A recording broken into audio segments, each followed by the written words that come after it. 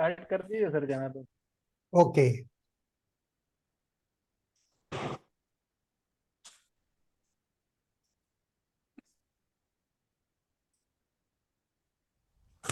Sit.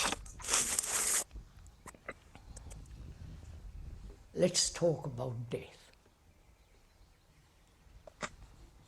Because there's still to talk about after death. What is religion? What is it that man, from time beyond time, what is it man sought apart from physical comfort, physical pain, psychological anxiety and so on? He said there must be something beyond all this ugly brutality and vulgarity. There must be something that is not put together by thought. There must be something that is immense, nameless. Right? We're going to find out. We're going to observe and learn about it together. So there are many things to be covered this morning, and one hopes that you'll have the patience, the energy, the vitality to attend to all this. Death is something that's common to all of us.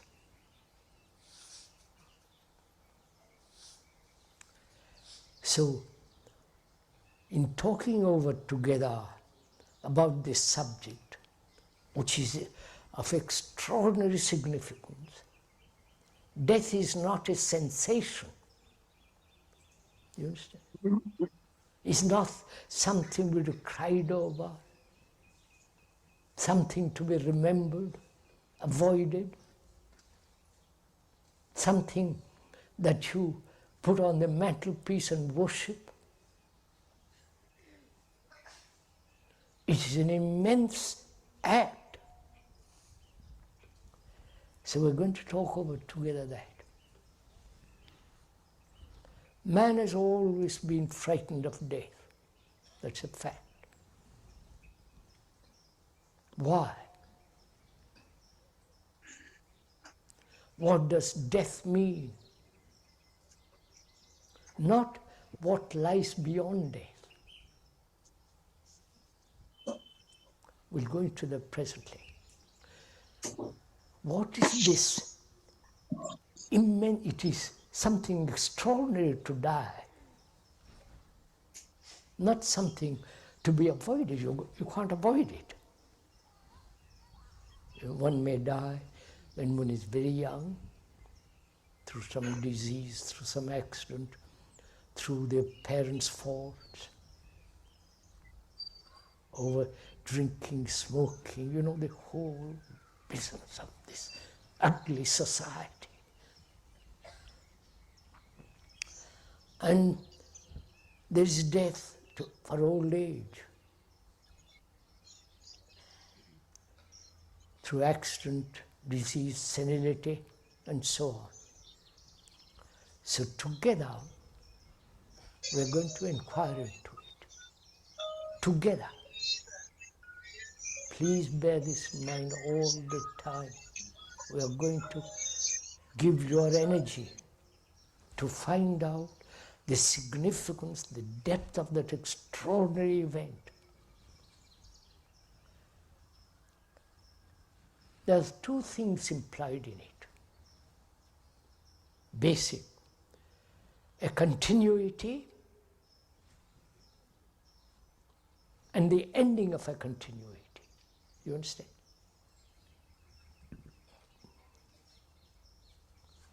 We have lived 40, 50, 90, 120, whatever the length of time it be. And during that long interval from birth to death, we have acquired so many things. Not only physical things, cars, houses, if you're lucky, a field about half an acre. And you've acquired knowledge, experience. You have collected lots of memories. Right? Lots of experience. You have collected, gathered, both outwardly and psychologically. You don't want to be deprived of what you have collected, what you have remembered, what you have suffered. So we want and we have a long continuity, racial inheritance, collective limited experiences. We are gathering among squirrels, right? And to what we have gathered, we are attached tremendously. And that is a continuity. It may be a 10-day continuity or 100 years continuity. The continuity of tradition, the continuity of identification with a race, with a group, with a family. You understand? This desire, this urge to continue, not only in myself, but the inherited collection. If I die, there's my son to continue. He inherits what I have collected physically and also psychologically. So there is this long centuries and centuries upon centuries of collecting and continuing, right? Death comes along, which is the organism withers. Either we have used it sanely, rationally, healthily, or misused it through various drugs, that's happening. So the organism inevitably comes to an end. The ending is death, right? So we must consider, what does it mean to end? You understand? Continuity and the ending. We are together. We are talking over together.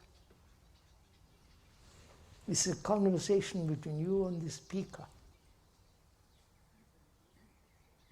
So there is discontinuity, which you cling to, and there is the ending of that continuity. So we have understood, I hope, what it means to continue. And so we say, I will die, but there is something, I will live next life, right? There will be next life. That's the whole Asiatic, Pythagorean, and some Western people, ancient people, said there must be. And the whole of the East more or less believes in rebirth because they want to continue. They're never asked, some have asked, the ancient people, what is it that continues? Is there a continuity at all? Are you asking all? No, you're not. I'm asking you. God's sake. Is there continuity at all? And if there is no continuity, what is it all about? Why should I collect any more? So I won't collect him. Then they become hermits, sanya, the Indian sanya monks, and you know all that. I won't collect it. Only I've collected one idea, which is my God, my Savior, my Guru. You follow? One thing I've collected. I just cling to that.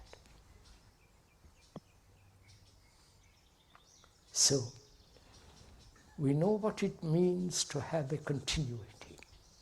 So we have to inquire into what does it mean to end. End voluntarily, not through age-old disease and some kind of awful pain and anger, you know, all that. What does it mean to end anything? Right? Therefore one asks, is continuity creation or invention? You following all this? Are you come? I would like to. Can continuity be ever creative? Or where there's continuity as knowledge, there is invention, right? That is, invention is based on knowledge, right? Scientific invention, mechanical inventions, and so on, because there's previous knowledge, which is following the same line of invention, gathering more knowledge, inventing more. That's what's happening technologically in the world. So is creation not just the baby, creation, is it related to ending? You understand? So we're going to find out. Oh, you people. Please, I'm talking, you're not joining in this.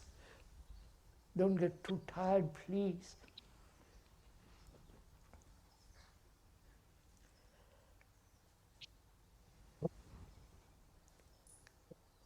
So what is ending? Can I end? Please listen. Habit. Can I end habit tomorrow or today?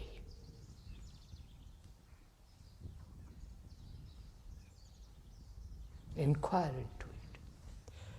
Voluntarily, not through desire, through direction, because somebody says end it, then you will get a reward and all that child, immature stuff. But find out for ourselves what it means to end something easily, happily, without any effort.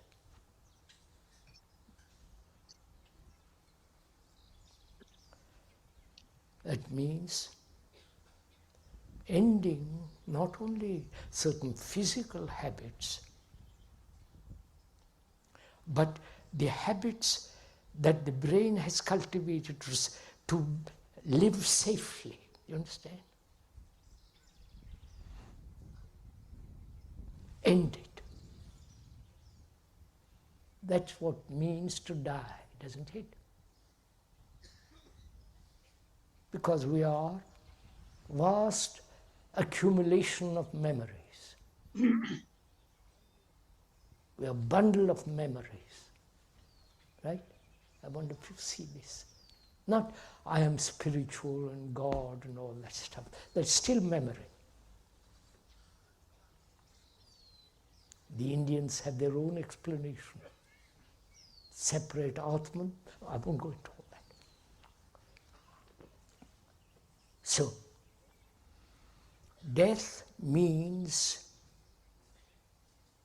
the ending. Right? You may not accept it, you may not like it, but that's a fact. You can't take everything with you. You might like to keep it until the last moment. If you have a bank account and have everything comfortable, you might like till the last second. We used to know a man who had collected a lot of money, immensely rich. And he was dying, and he kept a lot of it in his cupboard, literally. I happened to be there. He told his son to open the cupboard, to look at all the diamonds, gold, and bank account notes. And he was looking at it happily, and he was dying.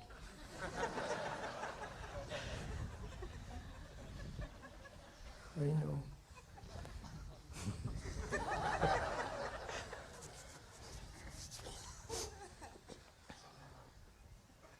And he never realized he was dying, because the money mattered enormously. Not death, but that which is contained in that cupboard. So, is there an ending to one's deep memories, to one's attachment? Let's take that up. Is there an ending to your attachment?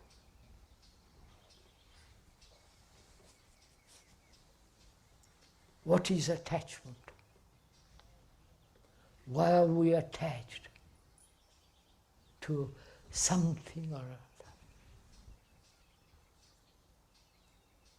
To property, money, to wife, to husband, to some foolish conclusion, to some ideological concept. Why are we so attached?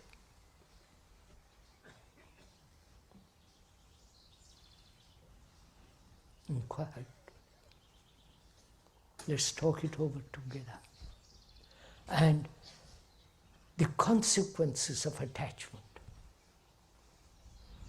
If I'm attached to you, if the speaker is attached to you as an audience, think what his state of my brain must be.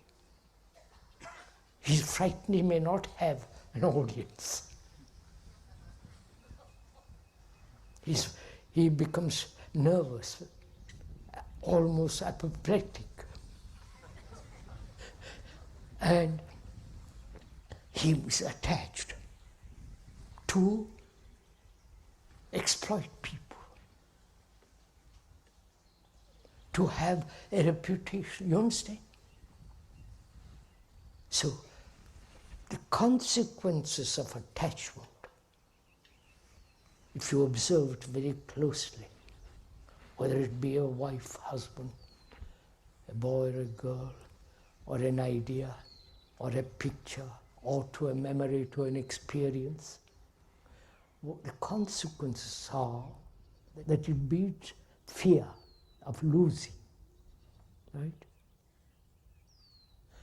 And of that fear, there is jealousy. You follow how jealous we are of those in power who are, you follow? All the jealousy. From jealousy there is hatred. Right? Of course, jealousy is hatred. And when you are attached, there is always this suspicion, secrecy. Haven't you noticed all this? I don't have to tell you. It's so common in the world. And can you, if you are attached to something or some idea, some person, can you end it to now?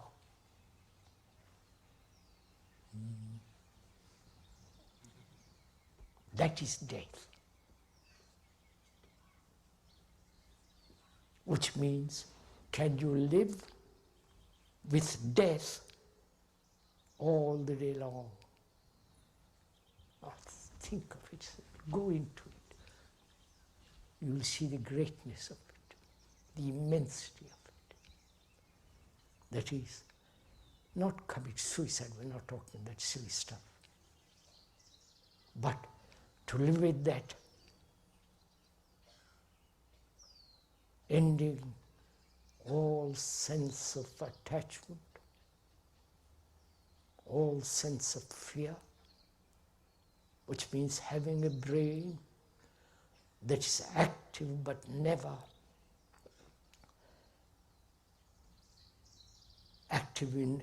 active and not have direction, purpose, all the rest of it, active.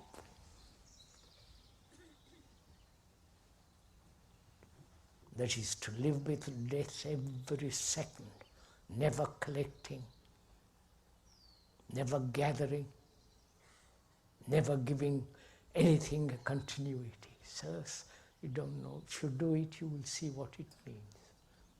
That is real freedom. And from that freedom there is love. Love is not attachment.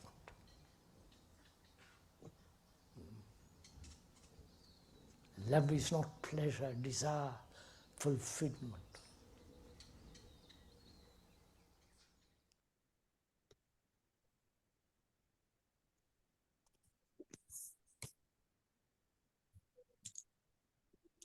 Thank you, Janardhan sir. Harshad Parekh sir, would you please unmute and say something on this? Yes. Are you able to hear my voice? Yeah. Thank you. This talk, which Krishnaji gave in 1985, and he was about 90 years old, and this was in Ohio, and he looked very healthy.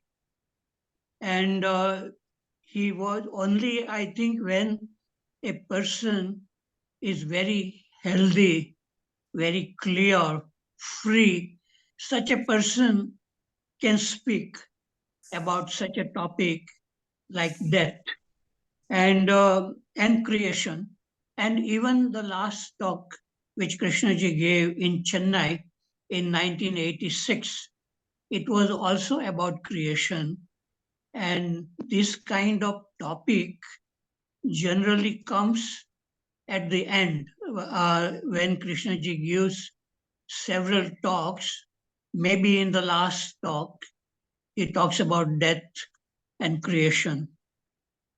And people have been interested, even in India and maybe in Egypt and many other countries, and they wanted to know if there is something beyond death. And sometimes Krishnaji was also telling the story of Nachiketa, the little boy who went to god of death, Yama, and wanted to know what happens after our body dies. Is there some continuity after our body dies, or something remains continuous?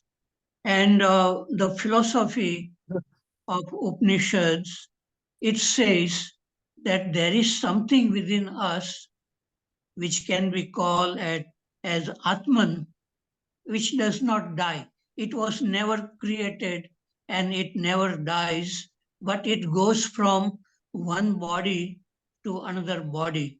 And so at the time after the body dies, this Atman, it goes into another body, a newborn body, and the journey continues life after life, and all the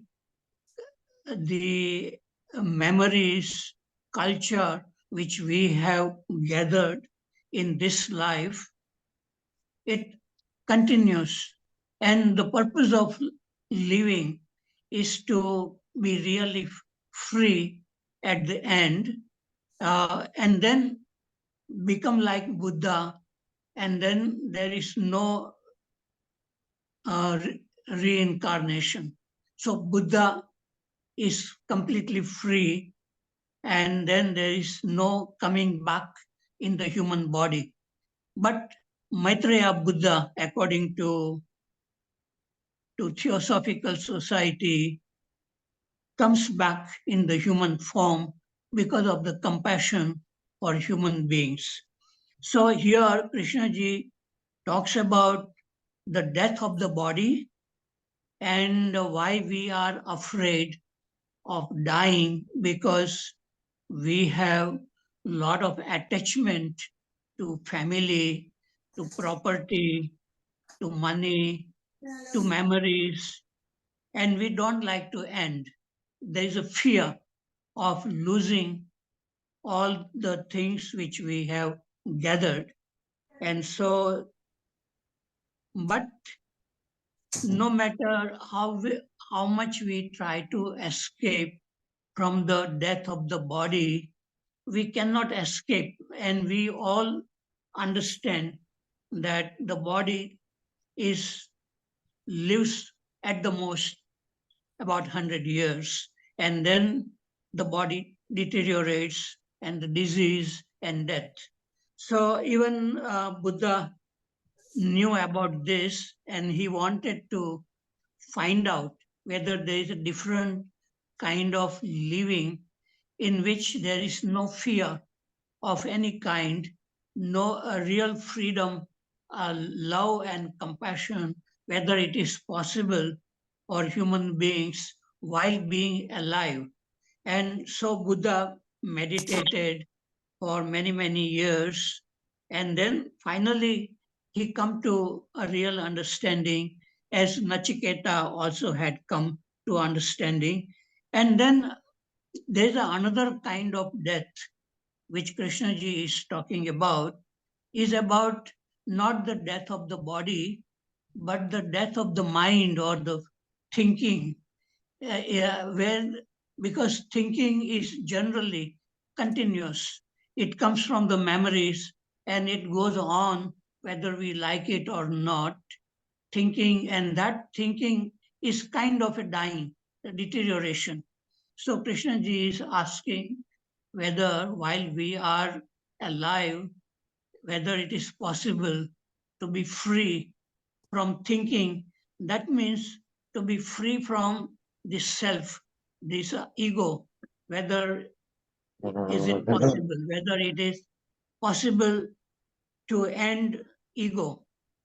And that is why probably the meditation is in which there is a discontinuity of thinking, but then again, we cannot live without thinking. And so there is while there is a meditation where there is a discontinuity of thinking, a kind of a creation happens psychologically, and maybe even the body revives, and the people who can live with meditation without problems of fear, anger, jealousy, conflict, they can be free from many psychological problems and many diseases created by thinking. So Krishnamurti did not believe that there is something permanent within us which reincarnates. But Krishnaji uses a metaphor like the sea of suffering. He says that the humanity suffering is there, and when we die, when the body dies, at that time there is still the suffering exists, then that suffering reincarnates. And so Krishnaji doesn't agree with Atman, but this suffering reincarnates.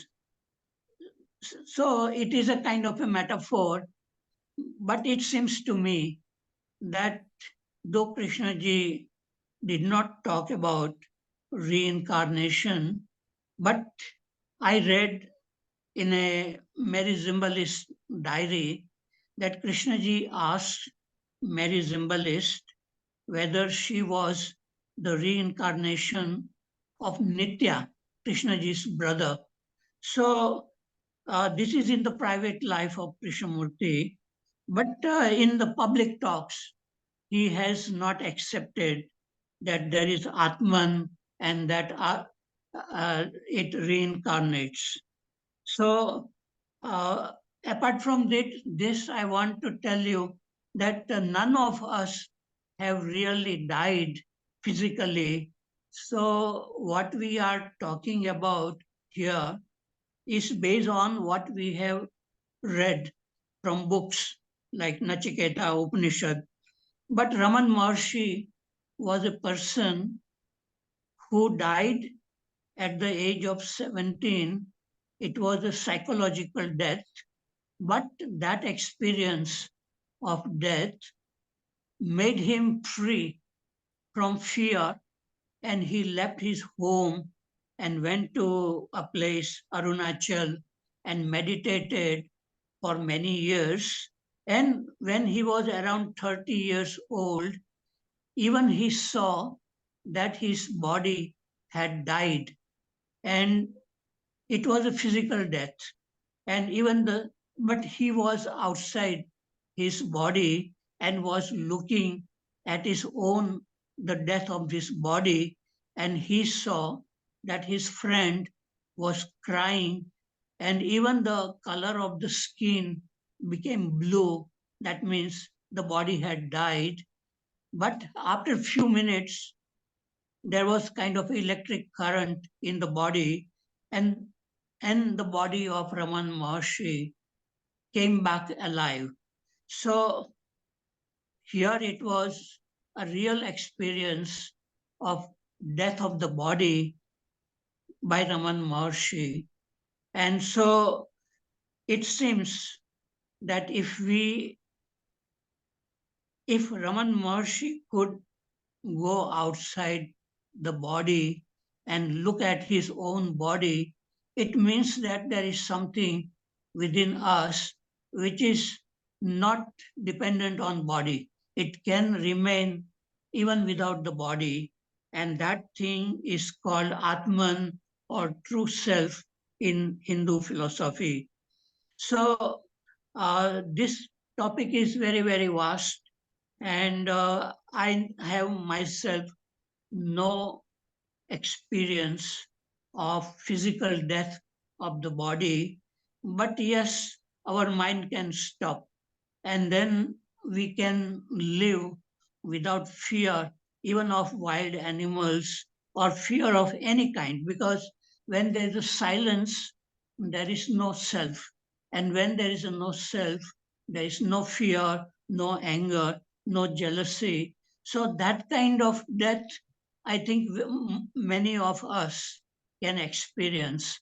But what happens after the death of the body, that we really don't know.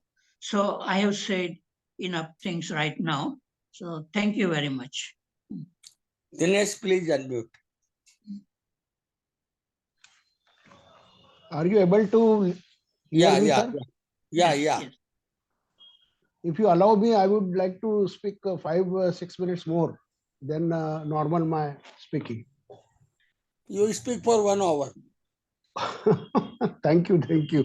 Anyway, I will not take 1 hour. I will take only 5 to 10 minutes take more. whatever you wanted, whatever Okay. you wanted to say. Yeah, please. So, Uninterrupted, you are allowed. thank you. In today's dialogue, JK has mainly talked about death. According to him, death of organism is not important, but the ending of past content of memory is necessary as it leads to freedom and love. Where there is ending of past content, there is a new beginning or creation. Otherwise, the continuity of past continues, and in that there is bondage. Now, why the death of organism is not important? as far as our ego is concerned, because after death there is no problem, or at least one doesn't know what happens after death. So whatever problem or issue is there, that is before death. First is fear of death, means ego fears of being dead or anticipates pain, anxiety, grief, etc., and that is the worry. Second, afraid of losing the attachments or possessions, whether material, property, bank balance, relationship, psychological positions, which ego has made for security. So JK says we should be free from psychological memory. Now, what is the problem in making old such memories diluted or feeble, etc.? There are good memories of pleasure, etc., and bad memories of hurt, pain, etc. The bad memories means that there is some weakness in personality on which work need to be done, like hurt. Like hurt shows that on a particular issue, the person is sensitive or rather sentimental. So work has to be done by him on this particular issue. In case of good memories, some kind of pleasure is associated. So ego doesn't want to be free of it. So in both cases, if the person is unaware, then it is difficult to make that particular memory ineffective or non-influential. So we have discussed enough about choiceless awareness earlier. So it is to be taken care of. Moreover, one requires energy and vitality to make such memory ineffective. He should be able to have, or he should have energy and vitality. Then only he can address to such memories. Similar is the case with possessions and attachments. Because of insecurity, ego finds it difficult to be free of it. Ego, with its limitations, loves these things and fears to lose them. We have to understand one thing, that a person is having a personality trait or inclination or liking for something. Now this liking remains dormant till it gets outer stimulus.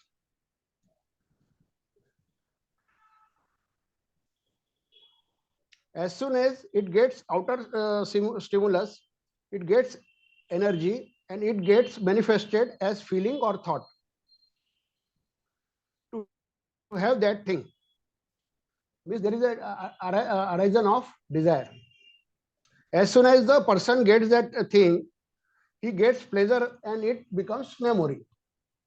Now, to be free of this memory, one has to go deep up to the psychological trait or inclination, etc., and should understand the whole structure of issue as basically why he is having this particular trait and what are the cost and consequences involved or implied in it. What he has to learn in the matter. What he has to learn in the matter. With all this, one gets deeper understanding and wisdom, which leads to freedom with the help of intelligence. Means it is very clear, there are some personality traits, there are some parameters which remains dormant. As soon as any external stimulus is there, then immediately that dormant trait gets energy, it arises and it says, person says or ego says that I want this. As soon as he gets it or he doesn't get it. If he gets it, then there is a memory of pleasure. And if he doesn't get it, then there will be a memory of hurt or if he thought that he is a loser or whatever it is. So when he reworks on it with choiceless awareness, then he has to understand that he has to go up to that trait or inclination, and he has to see what is implied in that particular trait or inclination, what needs to be done on that particular issue, whether it is of relationship or whether it is of any property or whatever it is. He may be sensitive or rather sentimental about that issue, and then once he addresses it, he remains with it, he understands it, then there is a wisdom, and with that wisdom, with the help of intelligence, then he can be free of it. Right now, I want to submit this much. Thank you. Nothing is left now. You have We'll covered see. everything. Something may arise afterwards. After speaking somebody else. Yes, Otherwise, it is complete. it is complete. Thank you. Is there anyone to say something? You can open yourself. No problem in opening. You can speak if you wanted to speak. If nobody raises hand, I will close it. If nobody wants to say, Yeah. then I will say a little bit. Please. Yeah. Please, Harshad sir, please continue. Yeah. Death is the ending of the known. And our life is mostly lived with the known, people we have known, places we have known, our house, and so on. So even I think many people are afraid of leaving their hometown or go outside their country because there is a fear of what will happen in another country or another culture. So we get attached to the known because there is a kind of security is there in the known, the people we have known. And even though if there are problems, still we prefer the known than unknown. So unknown is very frightening.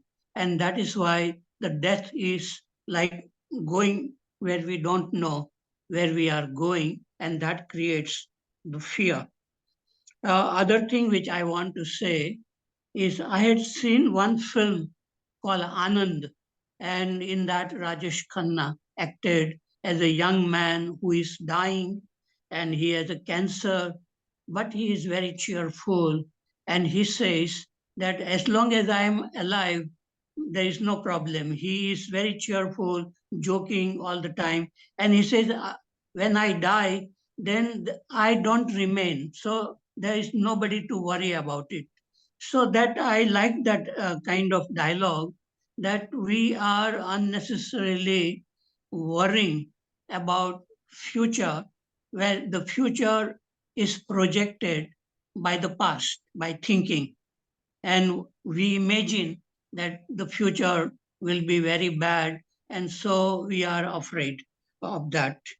And another thing I like to say, that there have been many studies have made on reincarnation phenomena, and even in the West, a very famous psychiatrist had put his patient under hypnosis, and that lady was describing about her past lives. And another one, Mr. Moody, Reverend Moody, had written a book, Life After Life. So, and also many people have experienced their previous life, what they were, and some scientists have done research. And I feel that even one case, a very genuine case, that one person remembered the past life and it was proved, that then it means that there is a past life, future life for all human beings. It can't be for just one human being. So the whole area is under investigation, and generally the scientists, they don't accept. But then there are many things which scientists don't accept, but they exist, whether the scientists are able to show it or not. Even Krishnamurti, when he went through the process first time in 1922, he felt that he was outside his body, and he saw the presence of Buddha and some other masters. And even in his early life, people were going on some outside their body and meeting the masters. So this may be a very rare phenomenon. There may be a lot of illusions, but if one case exists, that it means that there is some truth. It may not be, we may not be able to verify scientifically. Even my friend who has written autobiography, he has described very, very strange experiences in spiritual kind of. And it most of these experiences which Krishnaji went through, what he called otherness or blessed presence, sacred, these are subjective experiences, and it cannot be shown like a scientific experiment. So a lot, I feel that this spirituality starts when where science ends, because it science only deals with the knowledge, and it uses logic, mathematics to invent something new, which they can show to the people. But here in subjective experiences, it cannot be shown. So there have been many, many books about this kind of, even Dalai Lama's autobiography, it tells about the phenomenon of the spirit. When the spirit enters a human body, the body becomes very, very strong. And then they put the heavy crown on the head of this medium.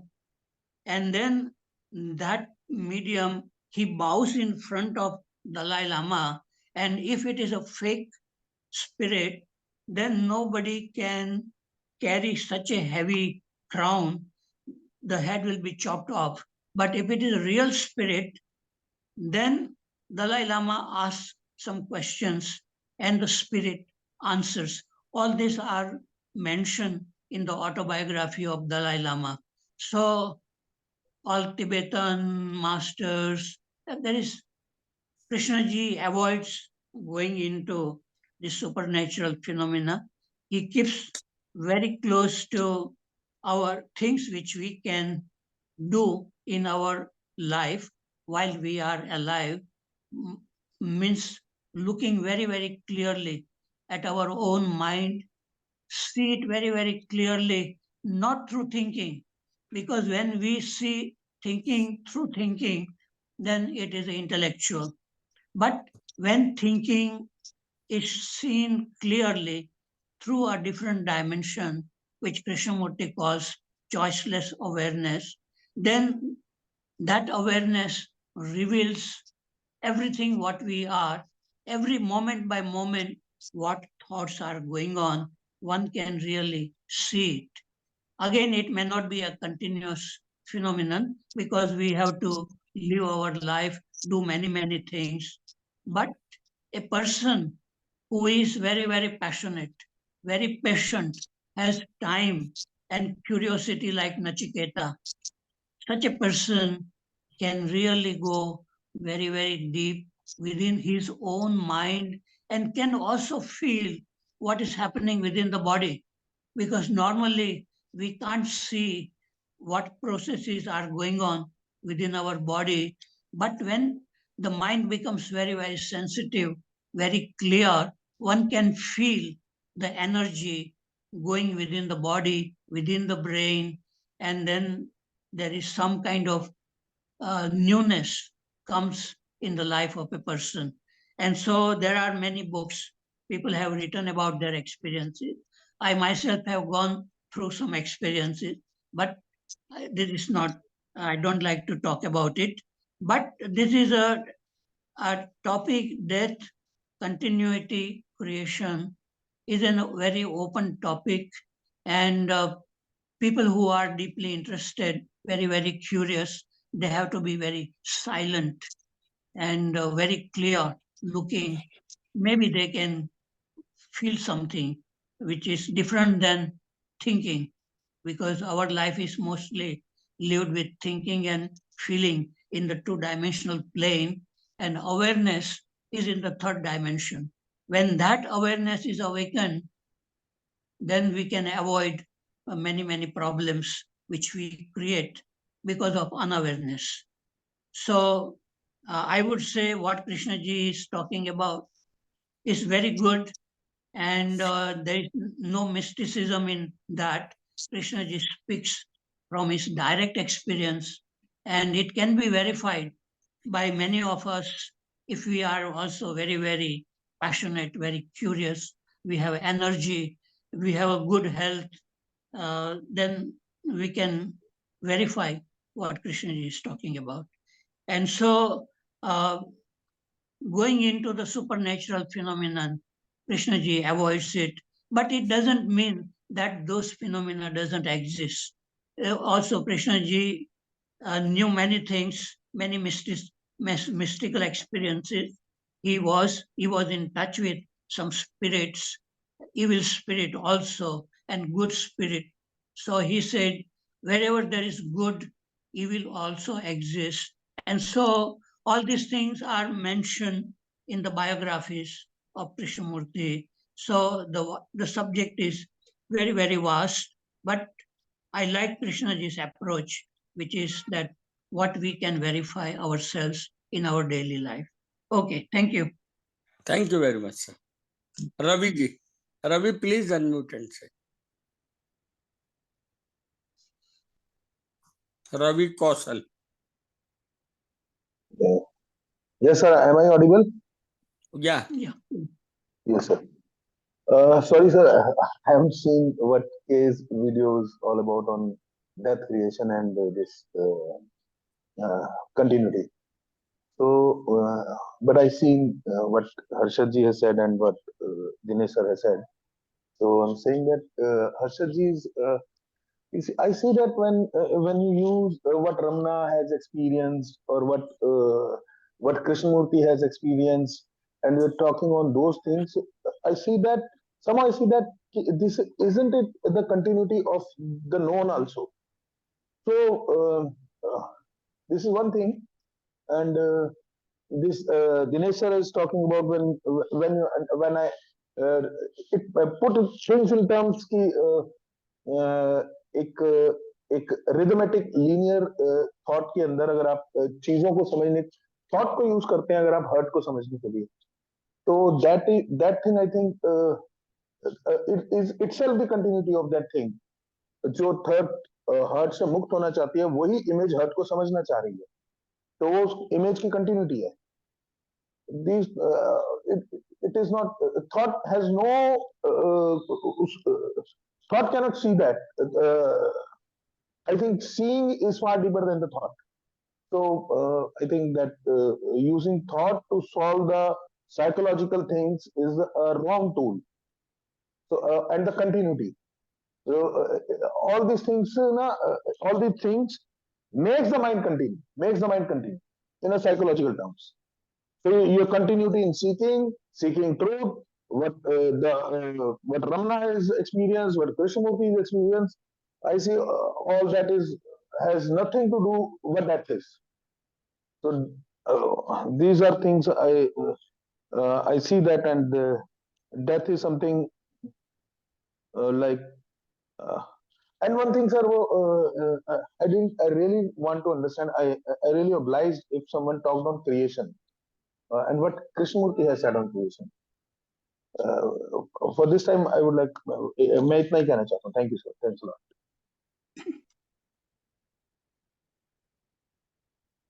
May I say something? Yes, sir. Or anybody else want to say anything? Let the person speak. Anybody who wants to express something. I want to express something on which Ravi Kaushal has said. Yeah. Yes. I too Raviji, also. You can go. okay. Raviji, one thing we have to understand that suppose there is a hard feeling. We are not talking of ending the hard feeling. We are talking what is the impediment in that. An impediment is thought. So what we are trying to do is end the thought and not the end the feeling. That is the next stage. Once thought is not in between, then you can see what is there. Okay, I will discuss this point from another angle. How does a desire arises? I already talked on that. Can we see how desire arises? I see a good thing, and immediately there is a surge in me which says that a desire arises, and it says that I want this. Now, how that arisal has taken place? So, for the sake of convenience, I call it energy phenomena. Now, can I understand what is this energy phenomena? Because the same energy phenomena is making a memory. It is whether it is a good or it is a bad. So, who is collecting this thing? How it is collected? So, whatever has been collected, that is content, and that has no that is a material thing. But who is arranging it and who is doing all this collection? And that we have to understand. We have to understand the energy. Suppose I say you are not a good man, you feel hurt and your energy is depleted. You feel bad about it and the energy is depleted. But when I say you are a very good person, you think that yes, I got something very good appreciation from Mr. Waghmare. Then your whole day goes very good and you feel very cheerful. So why this is happening? Why one is becoming cheerful, as well as why one is becoming sad? So this we have to understand. We have to remain with it. Thought is impediment basically. Thought is intellectualization of that. Thought is just labeling it, and thought is the basically creating the problem in going deep. So we have to end the thought. Now, how the thought can be ended? It's again a long discussion and long topic. We are talking about it in say step by step or in some limited way. We are talking about it. But Krishnamurti in so many years has discussed so many aspects of thought and how to end it. So that one has to study. Then only he can reach to some this clear understanding. Thank you. Yeah. May I say something? Yes, sir. Yeah. I feel that thinking is not a problem. We need thinking to do many things which we have to do, earn our livelihood and all that. The real problem is the lack of awareness, which can see clearly how thoughts creating many problems in our daily life. So the real problem is the lack of awareness or intelligence, which can see thinking very, very clearly. So it is not that one can remain in discontinuity. It is very rare that our mind stops by itself. Only when we are very, very curious to look at our own mind. And so discontinuity can happen in our life. And that is what actual meditation is, in which there is no continuity. The mind becomes very silent. And in that state of silent awareness, creation happens, whether it can be expressed in a poem or a painting or a music, that is not important. but one feels very fresh, very new, and people who are doing more and more have ability to be without thinking, or it happens in the daily life. Such people find every day as a new day, and they look at everything new, whether they look at the morning star. And I look every morning when I get up and go up the terrace here in the city, I see bright stars, sometimes moon, and it looks so beautiful. And there is a cool breeze, and the mind is silent. So this is a kind of creation which I have expressed many of my thoughts, experiences, and I don't want to talk about it here. So if I am talking about Buddha, Raman Maharshi, and Nachiketa, it is only because they are well known teachers and they have said something very, very important, just like Krishnamurti has said. So, finally, I will say that thinking is not the problem. The problem is the lack of awareness or awakening of intelligence. When it happens, the person will feel that there is something new has happened. Otherwise, there will be many doubts, many questions, many dialogues, and one can go on giving talks and writing.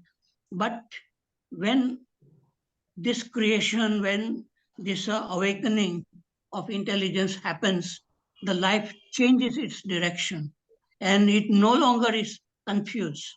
And one finds clarity in whatever one does. Okay, thank you very much. Pradeep Verma. May I express something? Yeah. Yes, sir. Please do. Harshad ji has given a very elaborate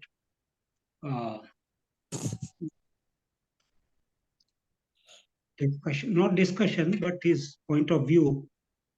And so has Dinesh. But what I liked specifically, a very simple point raised by Ravi Kaushal.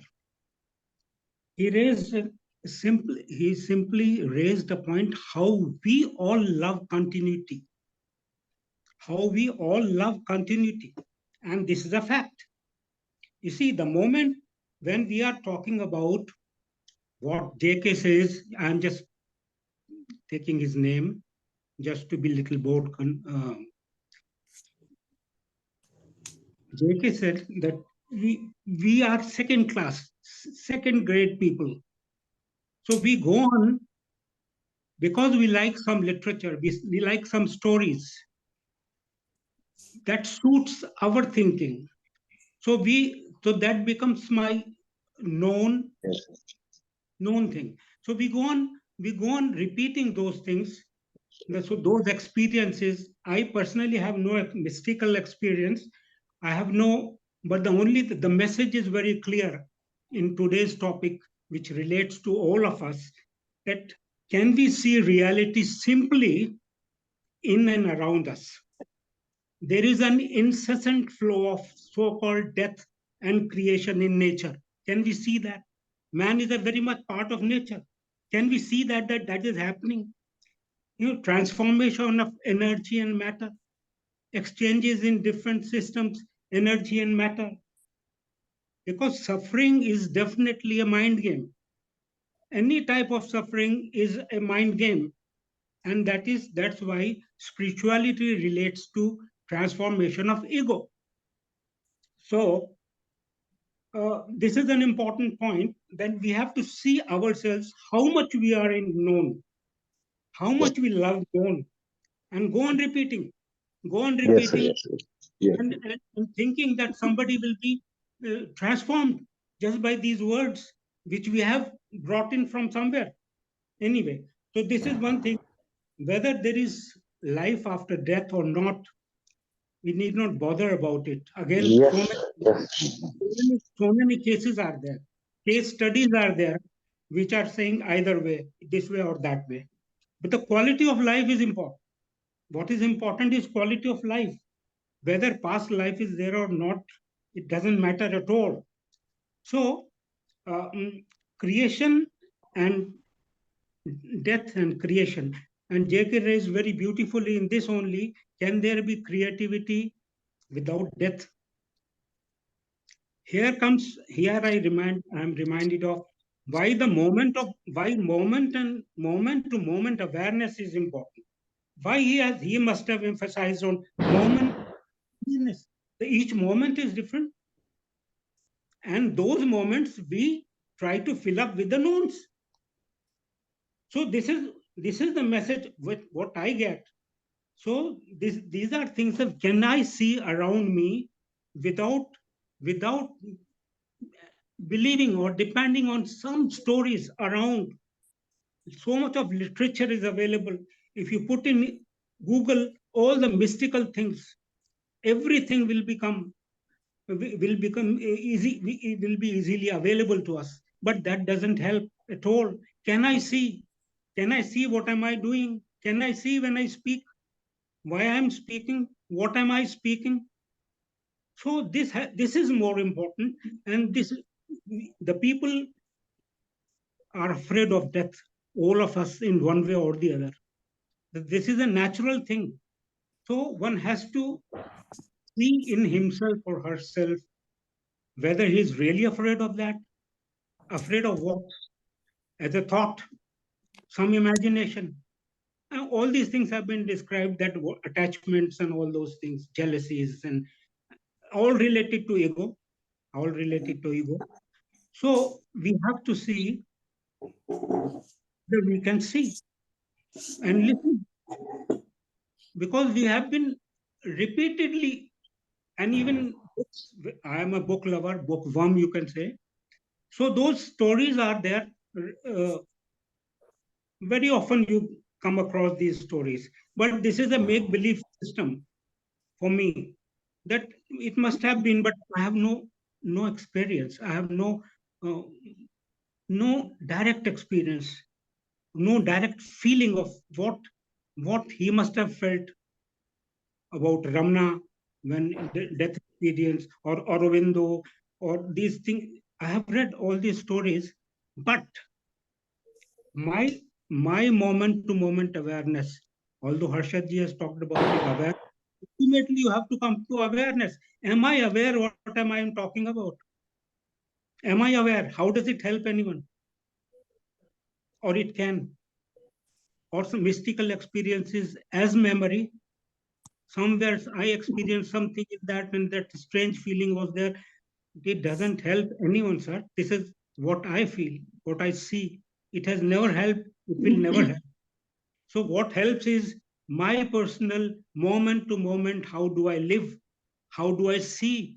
Can I see? Do I want to see reality? So these are the questions that these are standing with me in my daily life. And this is all learning, moment learning every day. Thank you very much, friends, given me enough time. Prasad sir. Prasad sir.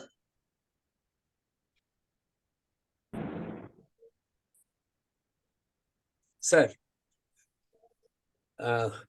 my first question is somebody can answer.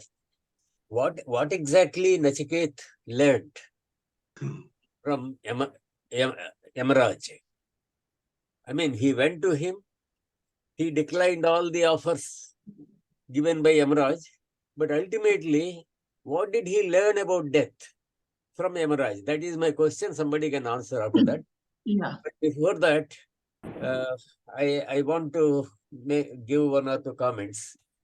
We are all afraid of death. But a friend of mine, he said once, when I am there, death is not there. When death is there, I am not there. So why be afraid of death? Because you don't really experience death. You are not there when death is there. So something like that. That is a comment, by the way. Then coming to Krishnaji's approach, I like it because he is pointing out our desire, basic root desire. Root desire is to continue. Continue in various forms, either through your progeny or through the books you have written or your property or your attachments to your children, etc. etc. So many ways. Somehow you want to continue. You don't want the known to end. We don't want. But then one question arises in my mind. Why are we thinking only about the ending of human life? There is also non-human life. For example, yesterday I killed a cockroach by the use of heat. And I wondered, is it not a murder? Where do I stop? For my living, I have to commit some violence. Where do I stop? And there is no answer. The animate life and the inanimate life, where do we draw the line? Krishnaji has not entered that area.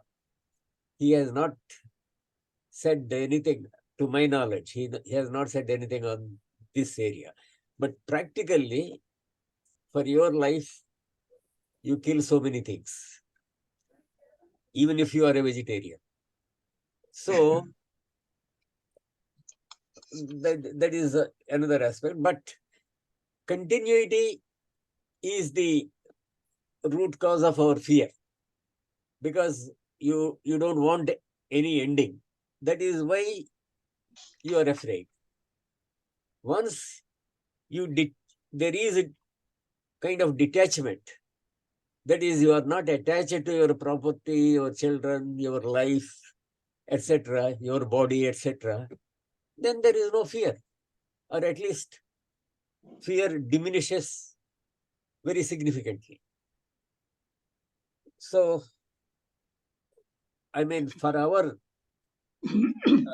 guidance, I think what Krishnaji has said in so many clear terms, that is enough. We need not break our heads for larger issues. Thank you, sir. Over. Harshad ji will talk about Nachiketa. Yes. Can I talk? Please. Yeah, please do. Yeah. Please do. I like to answer what Nachiketa learned from the god of death. The first thing he learned is that the true self is immortal. It was not born, nor it dies. It did not come out of anything, neither did anything came out of it. Even if the body is destroyed, the self is not destroyed. That is the first thing he learned. Second thing, the one who thinks that he is the killer and the one who thinks who is killed, both are ignorant. The self neither kills nor it is killed. And the self, the true self, is smaller than the smallest and the larger than the largest. The self is living in all human beings, in all beings.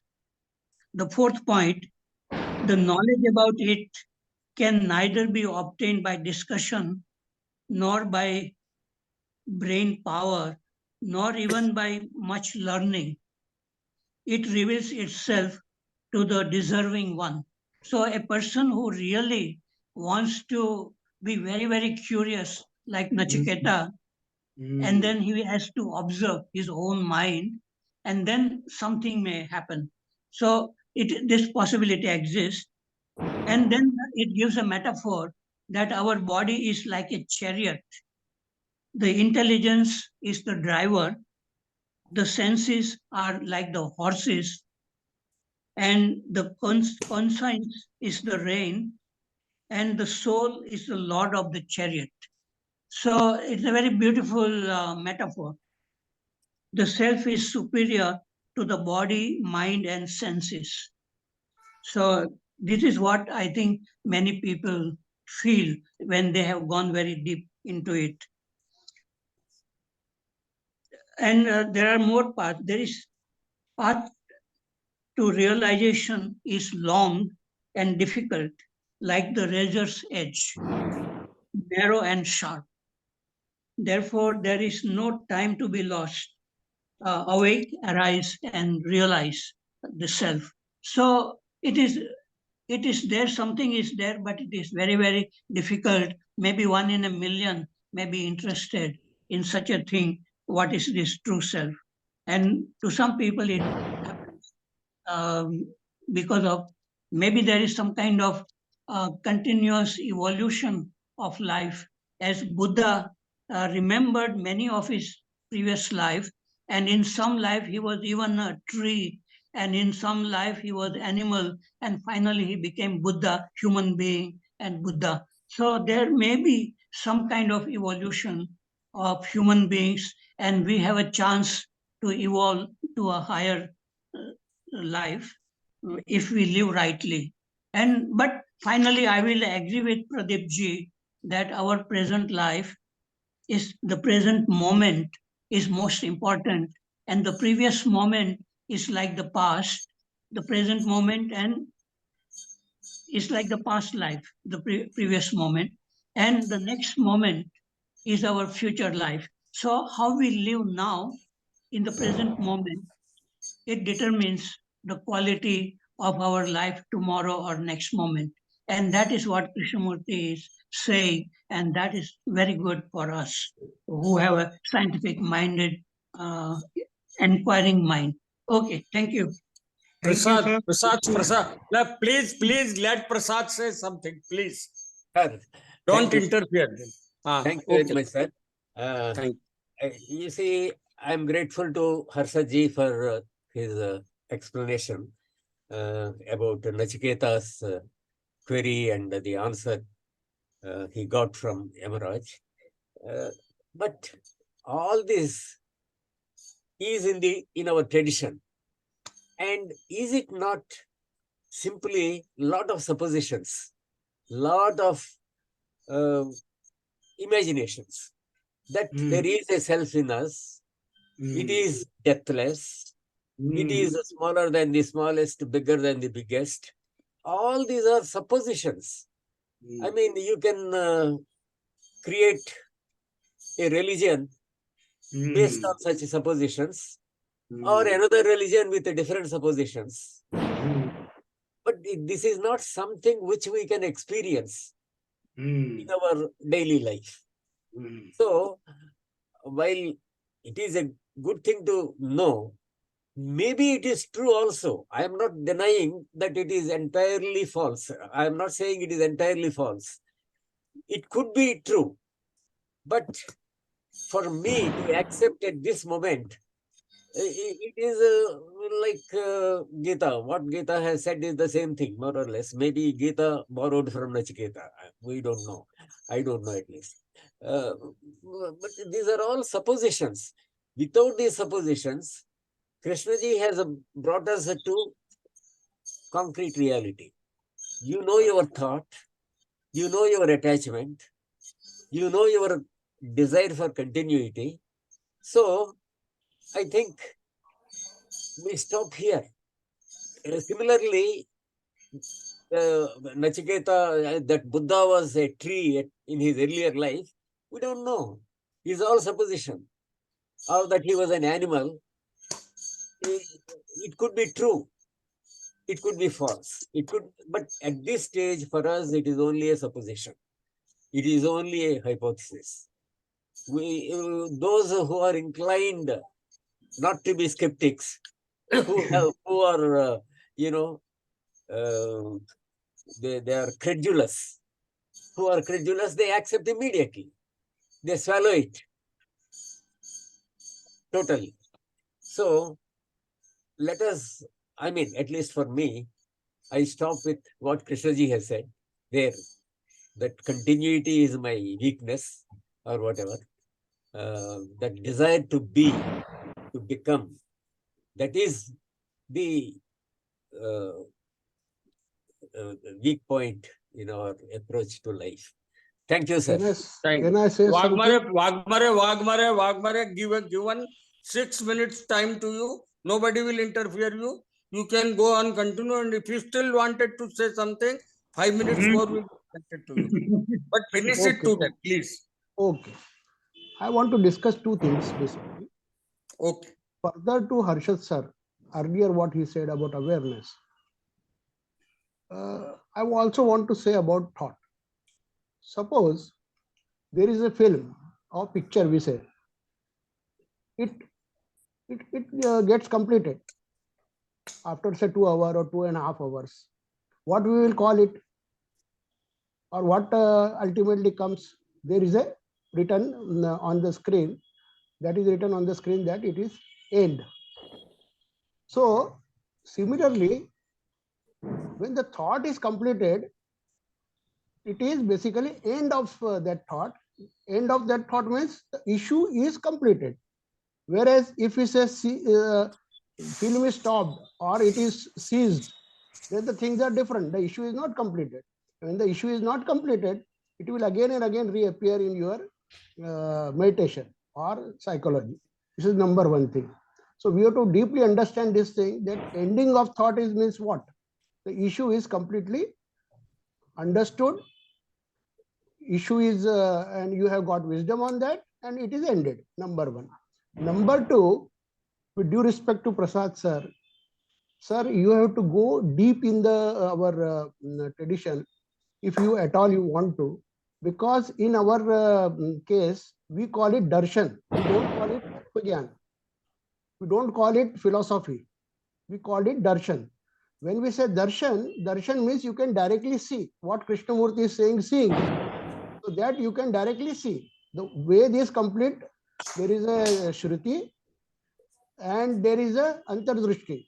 So you can directly see it and experience it. If you go for Vedant, actually it is a compilation of many of the saints' experiences. And as Harshad sir earlier mentioned about the subjectivity of a person, so to avoid that subjectivity, they have considered at that times all the renowned rishis, what they are experiencing is, and then that is compiled, and then it has become Brahma Sutra, and that Brahma Sutra is basically then is known as then Vedant, and Vedant is basically a compilation of many sages at that time. So you have to understand this is the actual experiencing, and it is only in the Hindu philosophy or Hindu religion that we say that it can be actually experienced. Means freedom you can actually experience. Like JK has experienced it, or many saints have experienced it. So it is not a philosophy, or it is not a speculation, or it is not a theory, what you said. It is actually experiencing of the different persons. So if at all we want to make any comment on such things, we have to really go deep. If we are not interested, then fine. We are free, free to remain making any comment on it. Thank you. Thank you, sir. I am over. 2 minutes earlier. I am over 2 minutes earlier. Thank you. We will give 2 hours more to you. Thank you. We are keeping account of it, please. Okay. Harshad sir, please end it now. Harshad sir, please end it. No, I have said enough thing, and I agree with what Dinesh ji said, that Okay. to really realize what the Vedanta philosophy is, one has to give one's whole life, whole attention to understand the meaning behind the words. Same thing with Krishna ji or Vedanta or Buddhism. One has to give one's whole life to, and not come to conclusion that it seems very strange or impossible. It's not like that. People have gone very, very deep, and it is a challenge for us not come to conclusion that it is impossible. Like Krishna ji was asking impossible questions, and he was asking all the time. So a good thing about it, impossible question, is that when it is really, you feel very deeply, your mind will stop. And in that moment, there might be a creation, a flash of insight. So this is very, very important, whether it is tradition or Krishnamurti, whatever people have said, we must not discard it, and because of limitation on our part, because we have not given our whole life to it, we may think that Krishna ji says is very logical and understandable. But even many things what Krishna ji says, we cannot understand when he talks about sacred or otherness or presence or blessings. These are subjective experiences. So, on the whole idea of philosophy, our discussion is that if it leads to the silence and clarity, then many things we can experience what Krishna ji or other people experience. Okay, thank you very much. Thank you very much, sir. Thank you, Thanks sir. to all. Thanks to all. Modak, please end it now. Okay. Let it die peacefully.